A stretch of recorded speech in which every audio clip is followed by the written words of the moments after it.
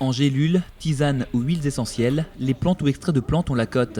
Pas pour leur parfum, mais plutôt pour leurs vertus thérapeutiques. En phytothérapie, vous pouvez soigner de nombreux petits tracas du quotidien. Aujourd'hui, les gens nous demandent beaucoup de plantes pour nettoyer le foie. Donc vous avez des complexes comme celui-ci, où vous retrouverez artichaut, chardon-marie, pissenlit, qui aident vraiment à nettoyer le foie. Et dans les huiles essentielles, des petites huiles essentielles qui sont très pratiques pour l'été, la menthe pour la digestion, les maux de transport et parfois contre les migraines.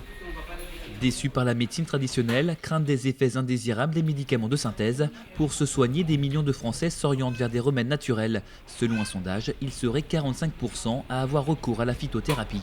Pour tout ce qui est produits du quotidien, bien-être du corps, je vais plus effectivement aller vers des produits naturels. Des tisanes à base de plantes, c'est beaucoup plus idéal pour la santé.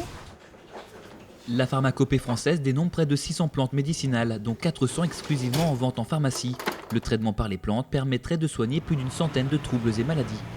Le curcuma est une plante très intéressante car anti-inflammatoire.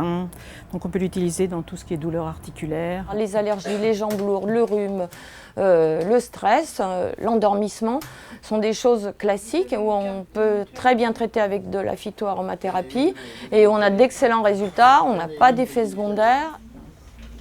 Mais la phytothérapie peut avoir un coût car elle n'est pas remboursée par la sécurité sociale. Néanmoins, le traitement par les plantes a ses adeptes.